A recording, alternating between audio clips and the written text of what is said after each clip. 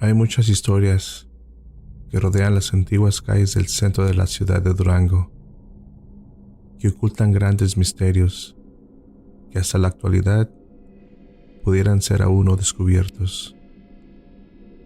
Transcurrían los inicios del siglo XX, en esa época tan colonial, donde los valles y eventos eran de gran importancia en la ciudad de Durango, y donde solamente la gente distinguida podía asistir.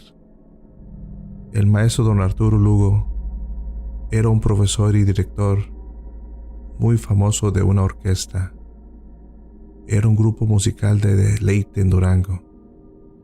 Debido a su gran talento, sus servicios como músico no estaban al alcance de todos, y por consecuencia eran contratados por la gente más rica de la ciudad.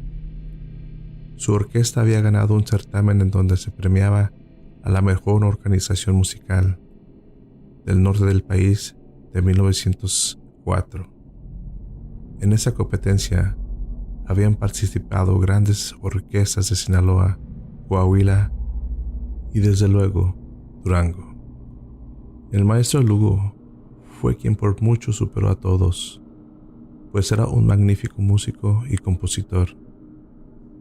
Por sus grandes éxitos y la gran fama que logró don Hugo, hizo que perdiera el piso y comenzara a cobrar mucho más que sus competidores para amenizar eventos. Estaba acostumbrado a codearse con la crema y nata de la alta sociedad, y aún así los clientes nunca le faltaban. Sabía que el maestro deleitaba con sus bellas melodías sin importar los constantes desplantes y desaires que les hacía.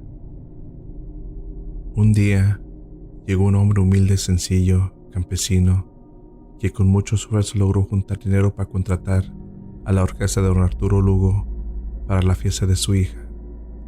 Pero don Arturo, al ver el aspecto humilde de aquel hombre, no aceptó, diciéndole que sus honorarios eran muy caros y no creía que los pudiera pagar.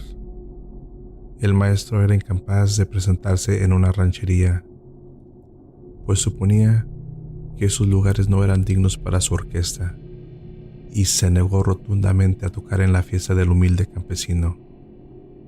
Los demás integrantes de la orquesta le dijeron a don Arturo que era un contrato y que cual fuera la persona lo debía aceptar, a lo que él contesta: nuestra orquesta goza de un gran prestigio y reconocimiento, por lo que no podemos atender a cualquiera, de tal manera que si el mismísimo diablo elegante y bien vestido nos contrata, a él sí le tocamos en su fiesta. Don Arturo Lugo mucho menos acudía a lugares públicos con grandes aglomeraciones de gente, y si lo hacía, era solamente porque el gobernador le garantizaba una cuantiosa suma de dinero. Una noche fría, obscura, tenebrosa con mucha niebla, más o menos como a la medianoche, llamaron a la puerta de don Arturo. El maestro pensó que se trataba de un asunto grave o una emergencia, y por ello salió de la cama rápidamente a abrir la puerta. Al abrir la puerta, se dio cuenta que el sujeto que tocaba era un forastero de gran estatura, vestido de forma sumamente elegante, con ropajes de color negro. Este entró y de inmediato se quitó la capa y sombrero que colocó debajo de su brazo. Enseguida, con una mirada penetrante, le dijo con voz profunda: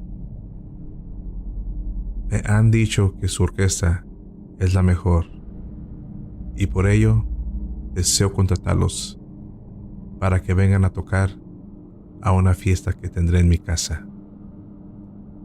El hombre misterioso sacó una bolsa llena de monedas de oro y se la mostró a don Arturo. Como podrá ver, el pago es más que generoso, mucho más de lo que usted suele cobrar. Así pues, espero que el día del baile toquen mejor que nunca. ¿Acepta usted? Finalizó mientras extendía la mano. Don Arturo se apresuró a estrechar la mano de aquel hombre misterioso, entusiasmado por la paga y la finura de su trato. Al final, el hombre misterioso le dio la dirección a don Arturo. Después de pronunciar eso, aquel hombre solo se dio media vuelta, se puso su capa negra y salió sin que don Arturo pudiera decirle nada. A la noche siguiente, los miembros de la orquesta llegaron puntuales y elegantes a la casa de don Arturo y juntos emprendieron el camino a la dirección que se les había dado. Cruzaron el puente de las Moreras y avanzaron por Anitúa. Se ha especulado acerca de la ubicación exacta de la casona donde los habían citado. Hay quien dice que se trata de esa casa demoniada, la Trinidad, pero muchos coinciden que el lugar del baile fue el Caserón, una vieja casa que estaba exactamente entre lo que hoy es la Facultad de Derecho, cuyas ruinas sirvieron como vestidores de la alberca El Aire. Cuando llegaron a la casa, fueron recibidos muy efusivamente y pudieron ver que el baile estaba lleno de gente elegante, aunque eran puras personas desconocidas. Este detalle les llamó la atención, pues ellos, acostumbrados a tocar en los mejores bailes, conocían a la mayoría de las familias acaudaladas de la época, pero en esta ocasión no veían a nadie familiar. Don Arturo les dijo a sus músicos: quizá los invitados no son de Durango y por eso quieren impresionarlos con la bella música de nuestra orquesta. Inspirados por el pensamiento y por la generosa paga que habían recibido por adelantado, tocaron como jamás lo habían hecho. Cada uno de los músicos se exigió un poco más y el resultado fue maravilloso. Las notas flotaban en el aire, inundando todo el ambiente en dulcísimas melodías, y después de un largo rato, la exhausta orquesta tomó un breve descanso, que don Arturo aprovechó para mezclarse entre los invitados, buscando algo de cenar. Pues si bien el lugar estaba repleto, a todos los había visto bailar, charlar y divertirse, no había visto que ninguno comiera. Mientras se abría paso entre la gente, tropezó con una cara familiar. Era su comadre, a la cual hace años que no la veía. Ella se extrañó y al verlo le dijo: «Compadre, ¿qué anda haciendo usted aquí? No me diga que ya nos hará compañía». Don Arturo le contó en breve lo que había sucedido sin sospechar nada malo, pero la respuesta de la comadre lo heló hasta los huesos, pues le dijo: «Compadre, váyase cuanto antes. Este lugar es la boca de los infiernos. Yo morí hace 5 años y me fui al infierno. Este es el baile de los condenados. Es un burlón castigo que nos obliga a bailar, reír, para luego recibir enormes e imaginables tormentos por nuestra vida llena de excesos.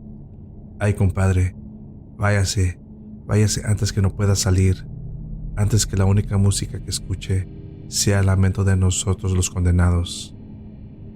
Don Arturo no necesitó mayores explicaciones, pues supuso que se encontraba en el mismísimo infierno. Se encaminó hacia sus compañeros y a lo lejos pudo ver entre la multitud a aquel hombre alto, misterioso, que lo contrató y que le clavaba su mirada con un gesto burlón que le erizó la piel. Don Arturo ordenó a sus muchachos que se fueran, pero que se fueran de inmediato, los cuales obedecieron, pues los invitados ya bailaban sin música, o más bien dicho, se retorcían cada vez más y más violentamente, y sus caras se habían transformado en gestos de miedo y dolor. Era una escena diabólica, espeluznante. Salieron corriendo de ese infernal baile y no pararon hasta llegar a casa del maestro, Una vez ahí y recuperando el aliento, se dieron cuenta que habían olvidado un violín. Esperaron hasta la mañana siguiente para ir por el instrumento. Aún con miedo e inseguridad, regresaron al lugar donde tocaron en la noche anterior, y grande fue su sorpresa al encontrarse con que la casa lujosa que vieron esa noche anterior era una casa vieja, abandonada, con la puerta principal cayéndose de podrida. Finalmente, se llenaron de valor, entraron a aquella casa en ruinas, buscando donde estaban tocando en la noche anterior. Encontraron aquel violín en un sofá lleno de polvo y telarañas. La experiencia que habían vivido la noche anterior era terrible. No podían creer lo que había pasado. Después de esa noche, la orquesta de don Arturo Lugo poco a poco decayó hasta desintegrarse, y don Arturo murió en la misma miseria el 10 de julio de 1949. Así fue la historia de la orquesta que le tocó al diablo.